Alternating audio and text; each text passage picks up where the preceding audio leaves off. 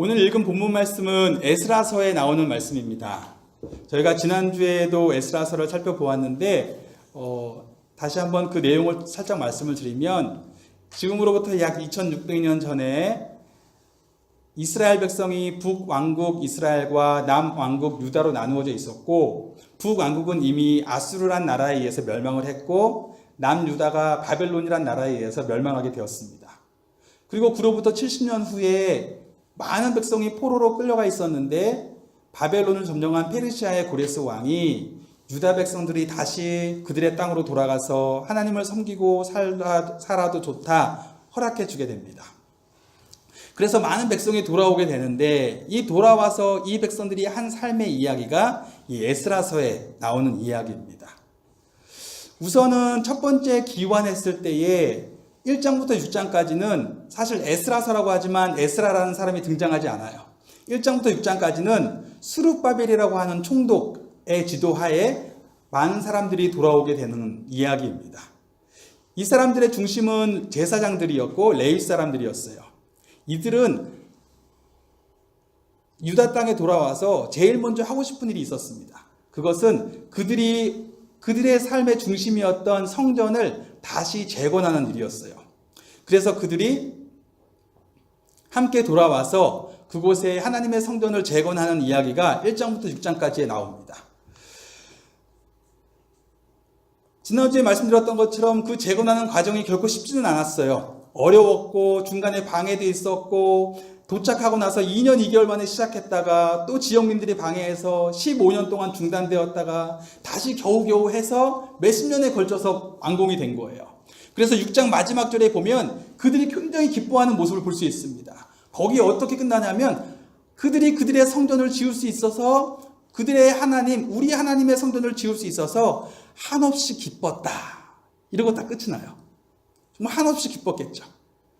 그리고 7장이 되면 그로부터 얼마 후에 바벨론에서 2차로 새로운 포로 귀환자들이 돌아오게 되는 이야기가 나옵니다. 이때 그들의 리더가, 지도자가 바로 에스라입니다. 에스라는 학자 겸 제사장이었다고 얘기를 해요. 그리고 특별히 당시의 페르시아의 왕이었던 아닥사스다 왕에게 굉장히 총애를 받았습니다. 그 7장과 8장을 보면 자주 나오는 구절이 나오는데,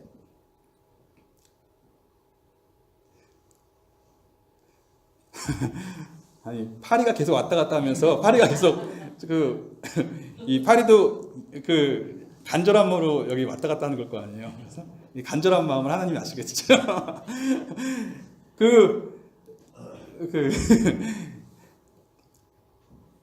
이 에스라가 자주 고백하는 말이 뭐냐면,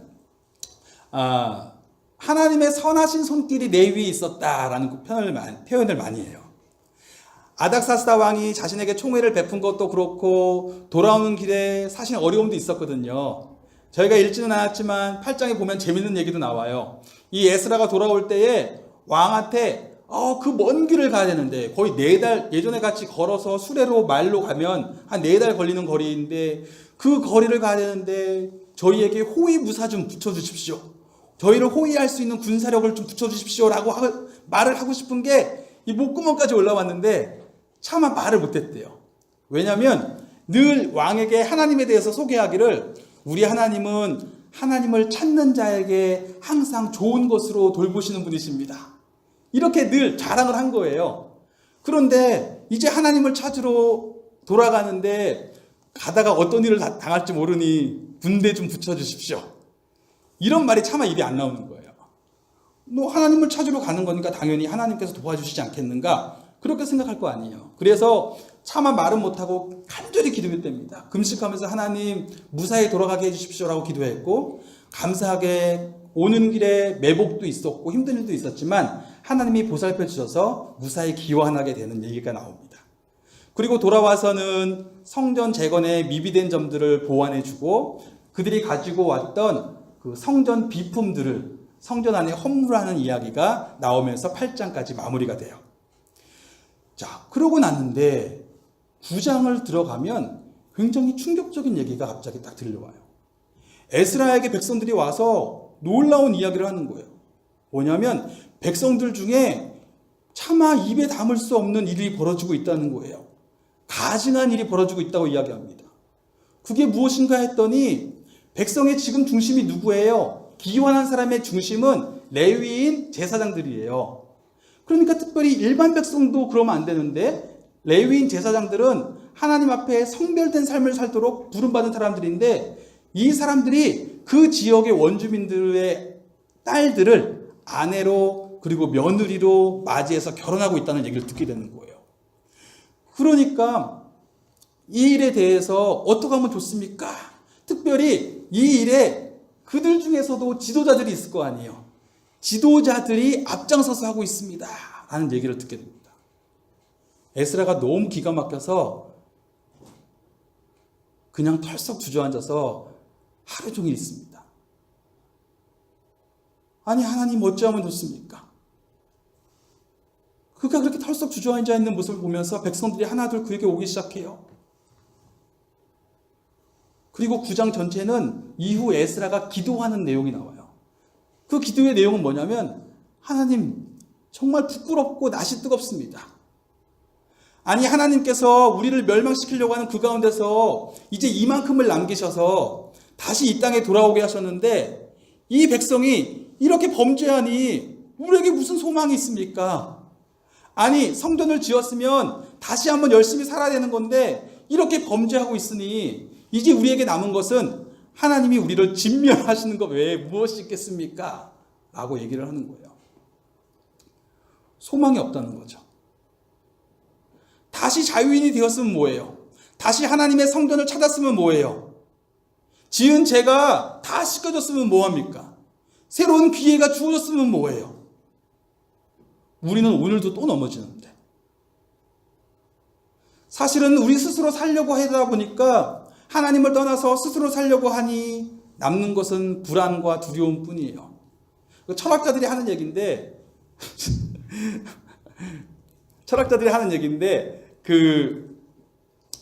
그들이 하는 얘기는 뭐냐면 인생이라는 게 마치 텅 빈 무대에 대본이 없이 던져진 것 같다. 내던져진 것 같다라는 거예요. 인생이. 어느 날 딱 태어났어요. 그런데 내가 뭘 해야 되는지 아무런 매뉴얼이 없어요. 그냥 태어난 거예요. 그러니까 내가 뭐라도 하고 살아야 돼요. 태어난 이상 뭔가는 해야 되는데 이걸 하려니 그렇게 불안하고 두려운 거예요. 내가 지금 왜 여기에 있는지, 내가 지금 뭘 하고 있는 건지, 내가 제대로 살고는 있는 건지 이런 생각하며 살게 되는 거예요. 그런데 놀라운 것은 성경의 약속이 뭐냐면 그 무대를 만드신 분이 계시다는 거예요. 그 무대를 만드신 창조주가 계신데 그가 그 무대를 만드셨고 그 무대에 그 사람들을 던지셨다는 거예요. 그런데 그가 그냥 던지신 것이 아니라 그가 그 무대 가운데 뜻이 있으시고 그들과 함께 하시겠다는 약속을 주신 거예요.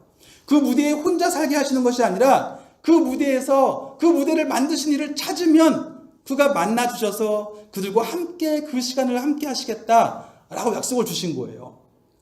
그러니까 그 약속이 너무 좋아서 사람들이 내가 더 이상 불안해하지 않아도 되는구나. 내가 더 이상 두려워하지 않아도 되는구나. 하나님과 함께 살아갈 수 있구나 라고 생각하게 되면서 하나님께 나오는 거예요.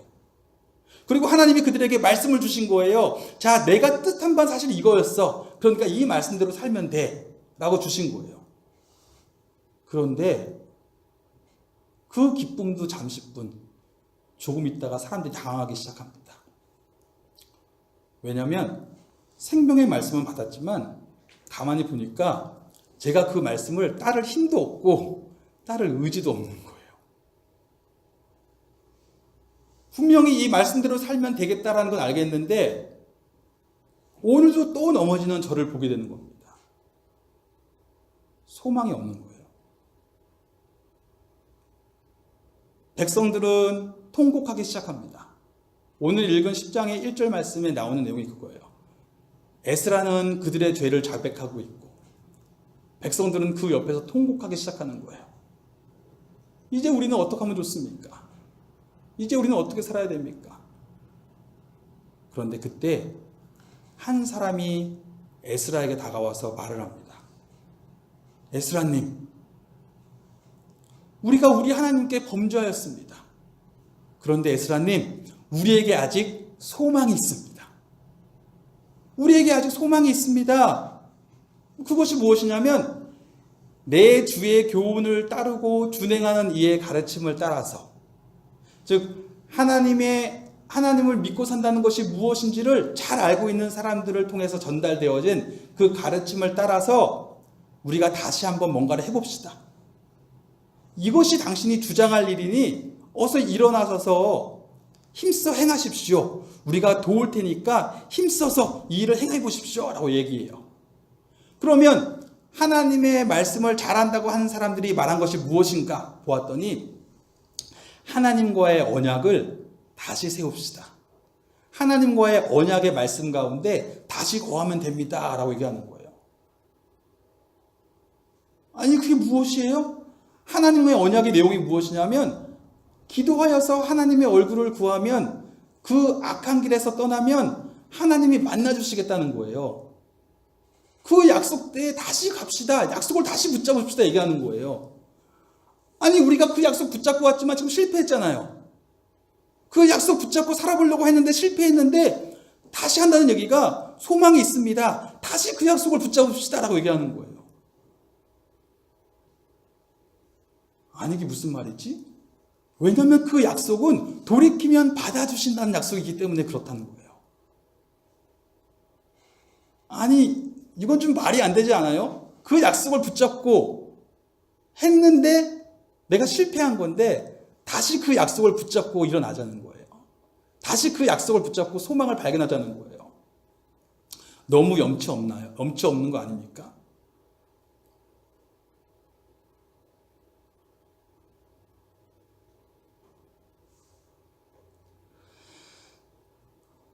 우리가 하나님의 약속에서 반드시 기억해야 될 핵심이 있는데 하나님의 약속의 핵심은 바로 은혜라는 것입니다. 돌이키면 받아주신다는 약속의 핵심은 전적인 하나님의 선물이라는 거예요. 내가 자격이 있어서 주신 약속이 아니라는 거예요. 사실 자격으로는 그렇게 돌이키면 받아주신다는 약속을 하셨을 때 자격으로는 그런 약속을 받을 수 있는 사람이 아무도 없었다는 거예요. 솔직히 우리 중에서 완벽한 삶을 자신할 수 있는 사람이 누가 있습니까? 내 잘못이 무엇인지 알고 있다고 하여서 다시는 똑같은 실수를 안 한다고 자신할 수 있는 사람이 있습니까? 우리 중에 누구도 자격이 없었어요. 그런데 자격이 없지만 돌이키면 받아주시겠다고 약속을 주신 거예요. 또 넘어지더라도 돌이키면 받아주신다는 약속이 그래서 가능한 거예요. 그런 나를 받아주신다는 은혜의 약속을 붙잡고 우리가 나가는 것이고 우리는 그 은혜의 약속을 믿음으로 받아들일 뿐인 것입니다. 염치 없다고요? 염치 없죠. 그런데 은혜는 본래 그런 것입니다. 염치 없이, 염치 불구하고 받아들일 수밖에 없는 것. 왜냐하면 다른 길이 없어서 그래요. 은혜라는 건 뭐냐면 내가 자격이 없다라는 거예요. 자격이 없다라는 건 무슨 말이냐면 다른 해결책이 없다는 거예요. 다른 해결책이 없기 때문에 내가 하나님의 원하심을 따라서 살아낼 수 있는 능력이 없기 때문에 정말 하나님의 은혜 아니면 다른 방법이 없는데 하나님이 그렇게 선물을 주셨기 때문에 내가 붙잡을 수 있게 되는 거예요. 그래서 은혜는 염치 불구하고 받아들여야 되는 게 은혜예요. 우리는 오늘도 돌이키면 받아주신다는 그 약속이 필요한 사람들입니다. 어느 날 베드로가 예수님께 다가와서 묻죠. 예수님, 제가 저에게 잘못한 사람이 용서를 구하면 몇 번이나 용서하면 될까요? 한 7번 정도 용서해 주면 될까요? 그러자 예수님께서 말씀하십니다. 아니, 70번씩 7번이라도 용서해야 된다. 490번 정확하게 따지라는 얘기가 아니고 언제든지 돌아오면 용서해 주라는 거예요. 왜요? 그 말씀하시는 맥락의 초점은 뭐냐면 그렇게 언제든지 돌이킬 수밖에 없는 사람이 누구냐면 그렇게 70번씩 7번이라도 용서받아야 될 사람이 누구냐면 바로 그 사람이 나라는 거예요. 날마다 또 넘어지는 사람. 그래서 돌이키면 받아주시겠다는 약속이 아니면 돌이키면 받아주시겠다는 약속이 아니면 도저히 하나님께 나아갈 수 없는 사람. 그 사람이 바로 저라는 것입니다. 괜찮으니 어서 돌이켜라 라고 말씀하시는 게 그 약속인 것입니다. 그래서 이 약속이 제게는 기쁜 소식이고 소망인 것입니다. 값싼 은혜라고요? 아마 값싼 은혜라고 말하는 것이 요나라고 하는 선지자의 심정일 것입니다. 요나의 이야기 아시죠?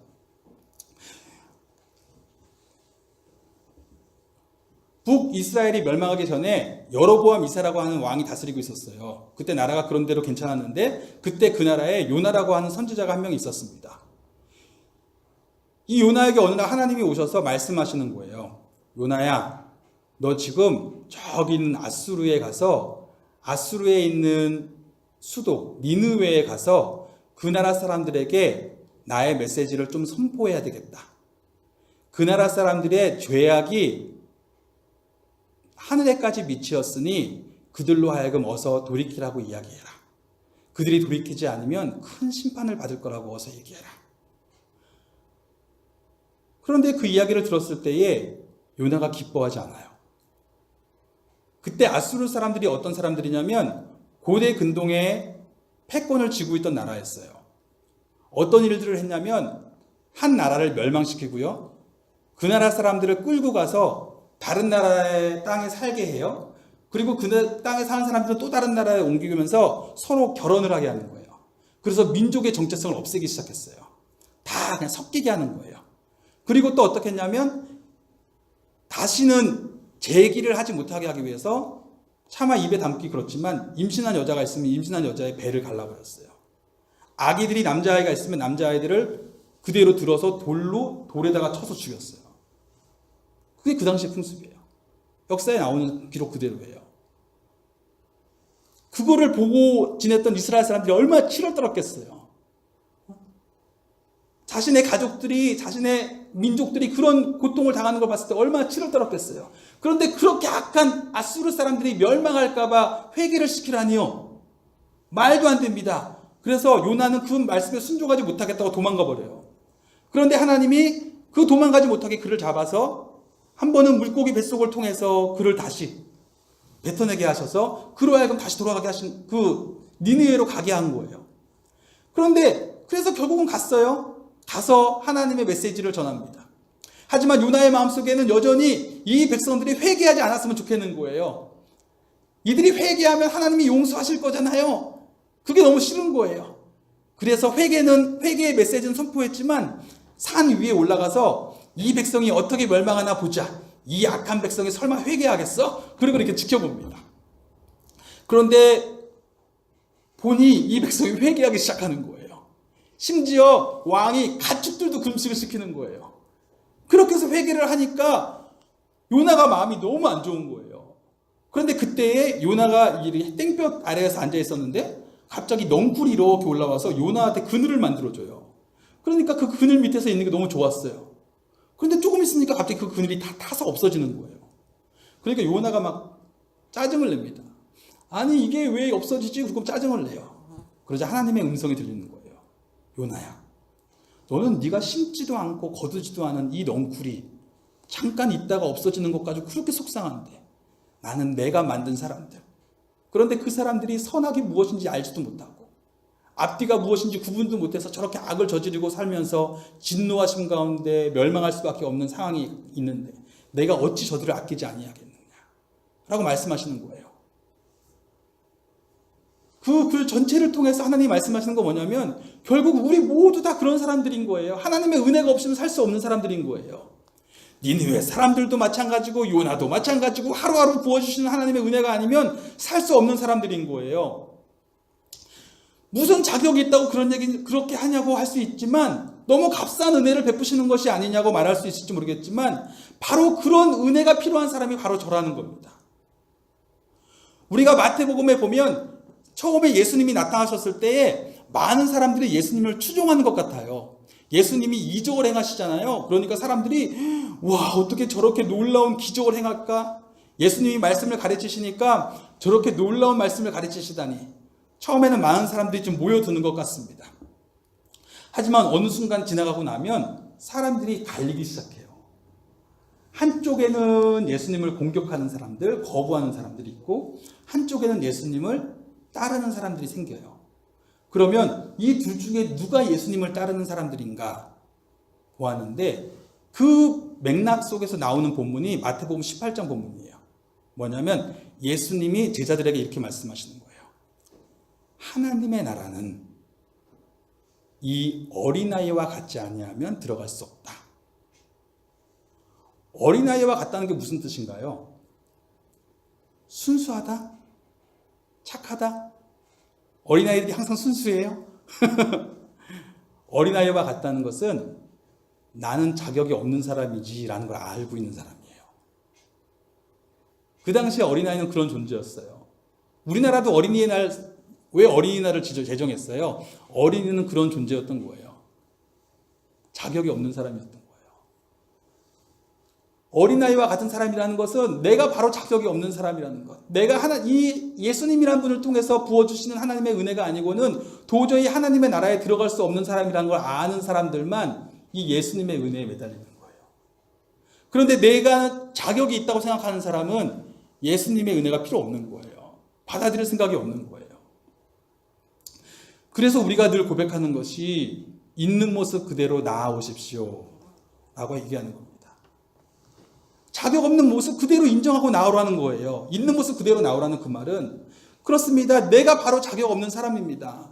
내가 예수님의 은혜가 아니면은 도저히 하나님의 나라에 들어올 수 없는 사람입니다. 나는 그런 사람입니다. 나는 날마다 넘어지는 사람이기 때문에 날마다 넘어지는 그런 연약한 사람이기 때문에 그래도 받아주신다고 하는 약속이 아니고서는 도저히 하나님과 함께 살아갈 수 없는 사람입니다. 그런 사람들 그렇게 나오라는 거예요. 그래서 나는 주님의 은혜가 필요합니다라고 고백하면서 나오라는 겁니다.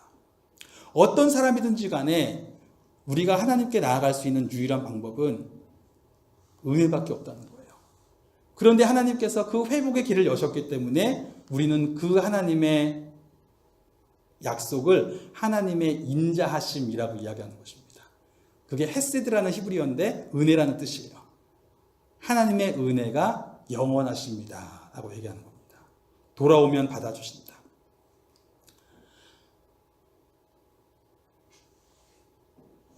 기억해야 될 것은 돌이키면 방향이 바뀝니다.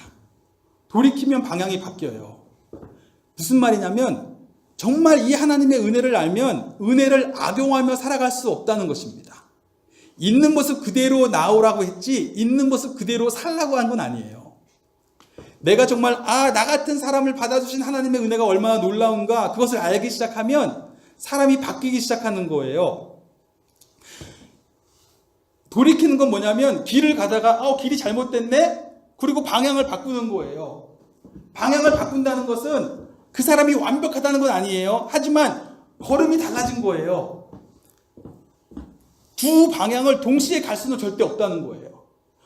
내가 길을 잘못 갔네? 그리고 여기서 내가 왜 이 길을 왔을까? 아이고, 내가 여기 왜 있을까? 이렇게 후회하고 자책만 하는 것도 돌이키는 것이 아니고, 이 두 길을 동시에 가려고 하는 것도 돌이키는 것이 아니라는 거예요. 돌이키는 것은 분명히 방향이 바뀐 거예요. 내가 이 길을 가야 되는구나라는 걸 아는 거예요. 그리고 내가 이 길을 갈 수 있는 게 하나님의 은혜구나라는 걸 아는 거예요. 그러면 그 은혜가 나를 가만두지 않습니다. 사실은 에스라가 이렇게 회개하자고 했을 때 방법은 뭐냐면 그러면 이방인 여자들을 맞이하였던 제사장들과 레위인들이 이제 그 아내들을 돌려보내라고 얘기해라. 이게 쉽습니까? 쉽지 않아요. 그래서 15절에 보면 반대하는 사람들이 나와요. 그냥 묵인하고 갑시다. 그냥 어느 정도는 이해하고 갑시다. 이렇게 얘기해요. 그런데 에스라나 이 사람들이 하는 얘기가 뭐냐면 두 방향을 동시에 갈 수는 없다는 거예요. 내가 돌이킨다는 것은 하나님의 은혜로 돌이킬 수 있다는 것을 아는 것은 나를 가만두지 않는다는 것입니다. 하나님은 우리를 은혜로 부르실 때 그 은혜가 우리를 변화시키시기를 바라신 거예요. 레 미제라블이라고 하는 희극을 아시죠? 그 장발장.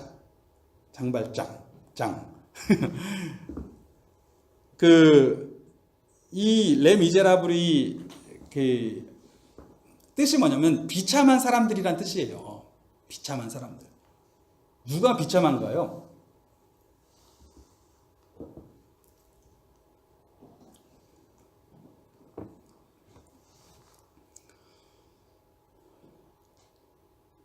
누가 비참한 사람들이에요? 자신에게 문제가 뭔지를 알아요. 자신에게 문제가 있다는 걸 압니다. 내가 반드시 이 문제를 해결해야 된다는 걸 알아요. 그런데 이 문제를 해결할 능력이 나에게 없다라는 걸 아는 사람들이 비참한 거예요. 문제가 있는 걸 알아서 빨리 이 문제를 좀 벗어나고 싶은데 아무리 찾아봐도 문제를 해결할 방법이 없는 거예요. 그럼 비참한 거예요, 사람이. 너무 비참한 거예요. 내가 이걸 해결할 능력이 없다니. 내가 이게 해결이 안 된다니. 비참한 거예요. 그러면 그 비참함을 벗어날 수 있는 유일한 방법은 뭘까요? 외부에서 내밀어진 손이에요. 나한테는 해결할 능력이 없었기 때문에 누군가가 외부에서 아무런 대가를 바라지 않고 그냥 그 사람에게 손을 내밀어서 누가 끌어내주면 벗어날 수 있는 거예요. 이게 유일한 방법이에요. 그 희극에서 장발장이라고 하는 주인공이 나오죠. 이 장발장이 빵 두 덩이를 훔쳤다가 15년을 감옥에서 썩어요. 이 빵 두 덩이가 우리가 생각하는 요만한 빵은 아니에요. 그 당시에 프랑스 문화에서는 빵 두 덩이는 굉장히 큰 빵입니다. 하지만 여하튼 간에 그 빵을 훔쳤다가 이 사람이 15년을 감옥에서 보내요. 그리고 나왔어요. 가석방 됐어요. 가석방 됐다는 것은 앞으로 어떻게 사는지 지켜보고 있겠다 이 뜻이에요. 그런데 이 사람이 나와서 직장을 구해보려고 하니까 아무도 받아주지 않아요. 전과자라는 이 꼬리표가 그에게 굉장히 큰 짐이 됩니다. 아무도 그를 받아주지 않아요. 간신히 어떻게 하다가 어떤 성당에서 신부의 집에서 하룻밤을 잠시 청하게 됩니다. 그런데 잠자다가 눈을 딱 떠보니까 앞에 있는 이 은초대나 어떤 집기들이 보이기 시작하는 거예요. 저것만 팔면 어떻게 생활을 해볼 텐데. 그래서 장발장이 순간 잘못된 마음을 품어요. 그래서 그것들을 훔쳐서 도망갑니다. 그런데 사실 이 장발장에게는 그의 행동 하나하나를 주시하고 있던 눈길이 하나 있었어요. 그는 한 형사인데 이 형사는 어떤 사람이냐면 우리가 선과 악을 구분할 수 있다라고 하는 사람이에요. 선인과 악인은 구분되어져 있다고 믿는 사람이었어요. 그래서 악인은 아무리 해도 악인이야. 선인은 어떻게 해도 선인이 될 거야 라고 생각한 사람이었어요.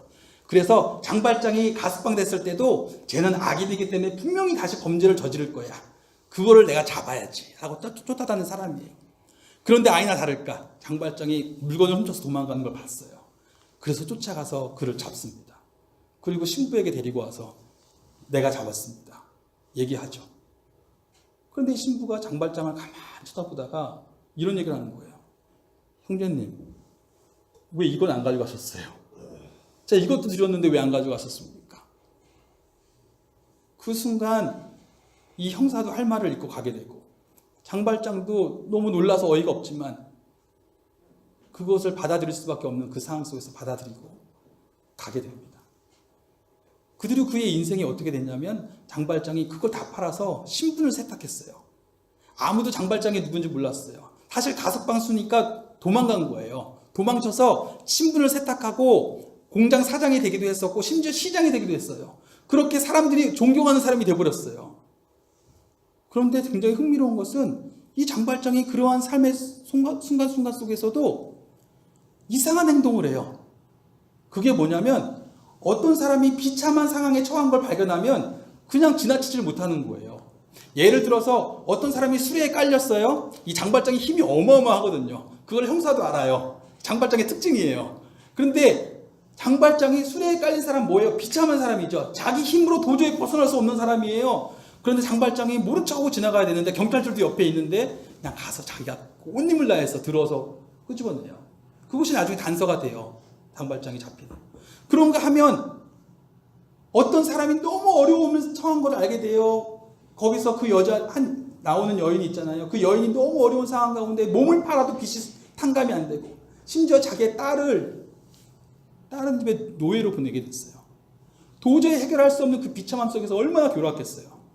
그래서 장발장이 그 어려움을 보고 나서 지나치질 못해요.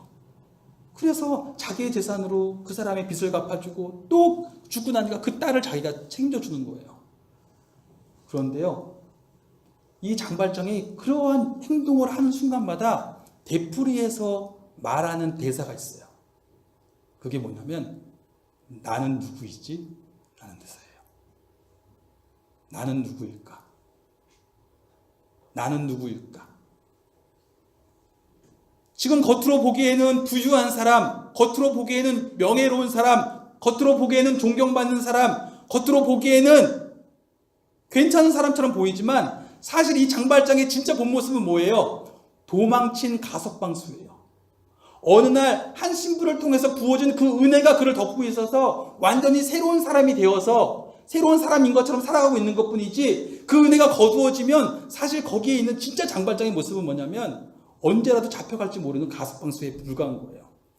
그런데 어느 날 그 신부를 통해서 부어진 은혜 때문에 완전히 새로운 사람으로 살아가고 있다는 거예요. 장발장이 그걸 기억해요. 나는 누구인가? 그래서 지나치지 못해요. 내가 이렇게 살고 있는 것은 나를 덮고 있는 그 은혜 때문이라는 걸 알기 때문에 지나치지 못해요. 그래서 비참한 가운데 있는 사람들을 어떻게든 돕습니다.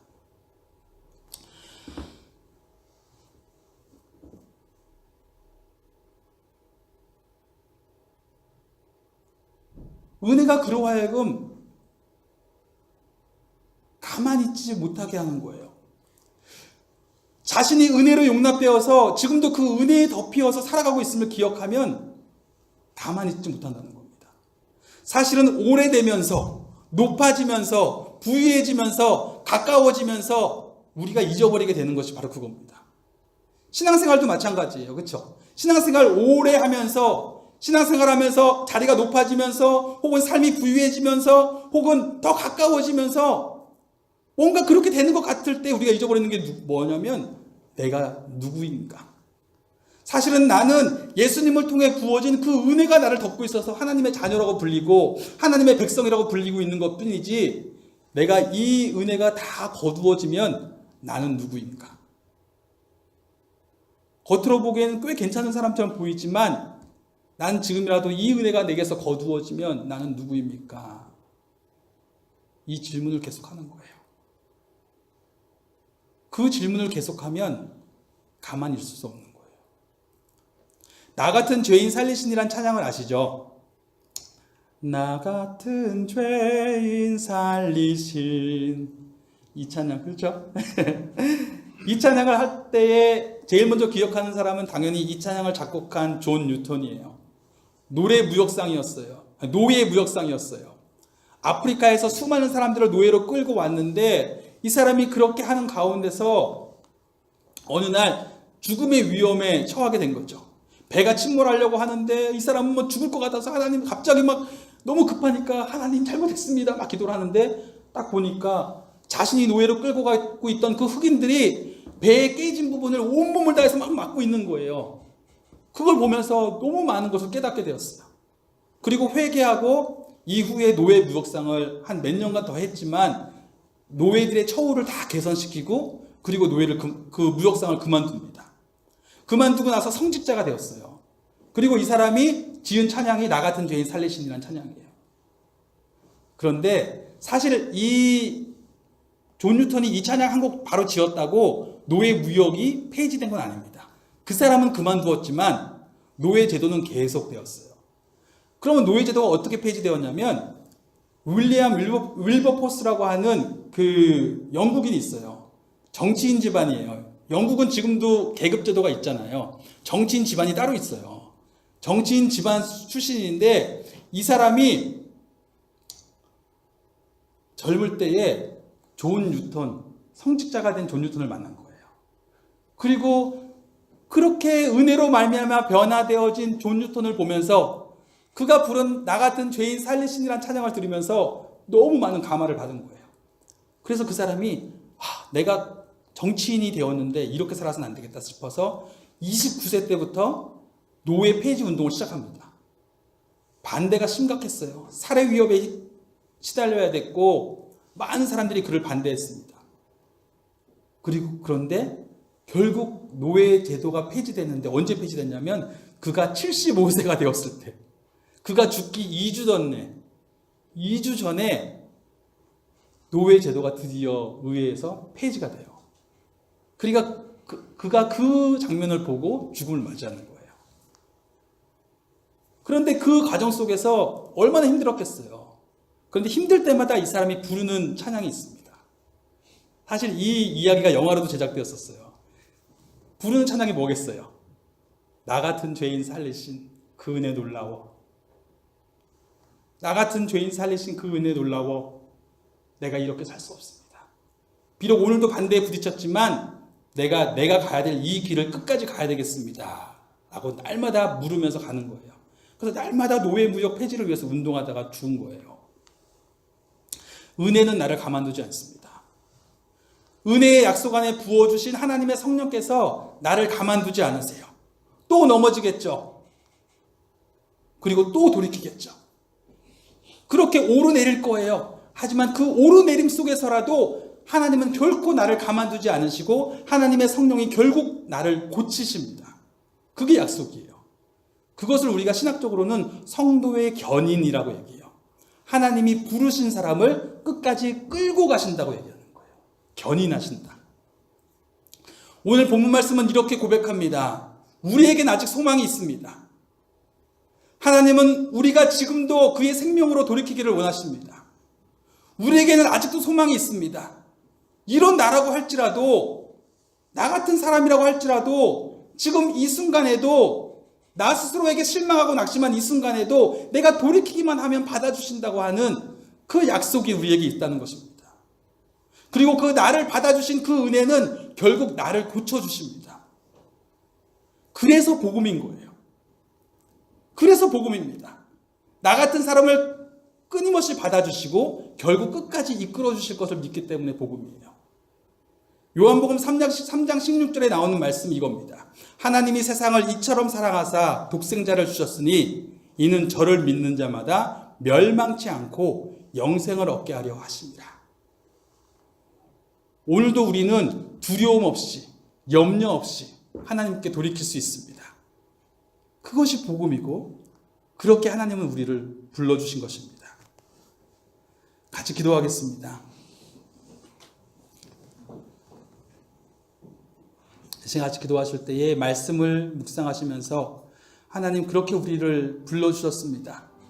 자격 없는 사람인데 하나님이 나에게 돌이킬 수 있다고 약속하시고 그리고 자격 없는 사람인 걸 아시고 지금도 넘어지고 지금도 쓰러지고 지금도 좌절하고 지금도 어찌할 바를 몰라 하지만 지금이라도 또 돌이키면 받아주시겠다고 하는 그 약속 의지에서 그렇게 오르내리겠지만 결국 그렇게 돌이키는 삶을 통해서 나를 변화시키시고 아버지가 원하시는 길로 끝까지 이끌어주시겠다고 하는 그 약속 의지에서 내가 돌이킵니다. 아버지 나를 받아주시고 내가 예수 그리스도 안에 있는 이 약속 붙잡아 돌이키오니 이끌어주시옵소서. 날마다 돌이킬 용기를 힘을 허락하여 주시옵소서. 성령님 나를 고쳐주시옵소서. 우리 같이 기도하겠습니다.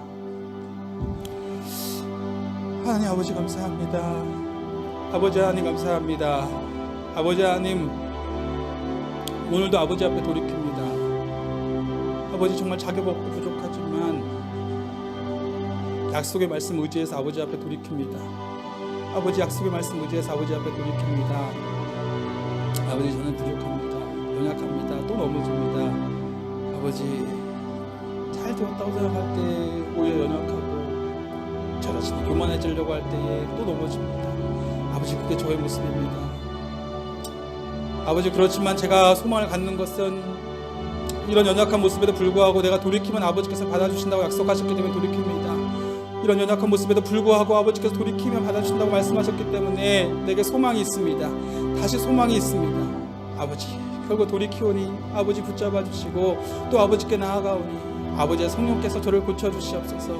성령께서 저를 고쳐주시고 끝까지 이끌어 주시옵소서. 돌이키면 받아주시겠다고 하신 그 약속 의지에서 나아가오니 아버지 끝까지 저를 만져주시고 돌이키오니 붙잡아 주시옵소서. 아버지 붙잡아 주시옵소서. 나 같은 죄인 살리신 주의 놀라워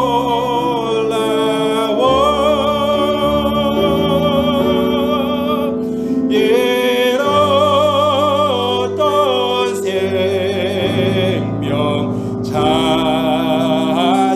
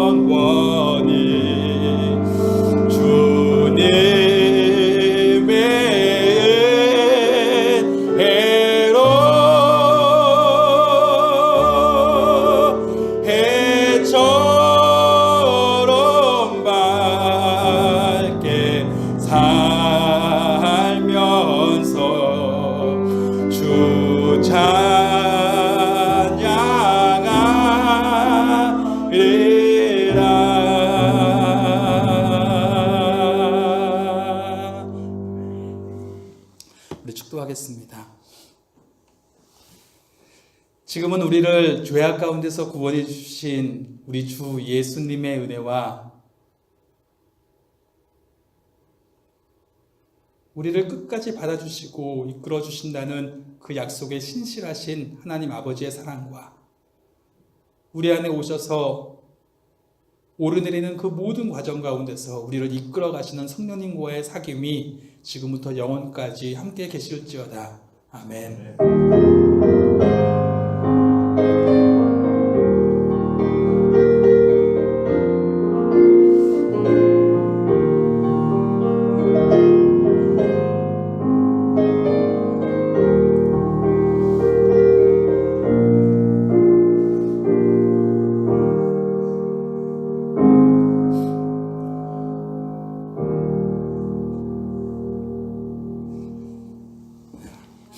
하나님께 감사드립니다.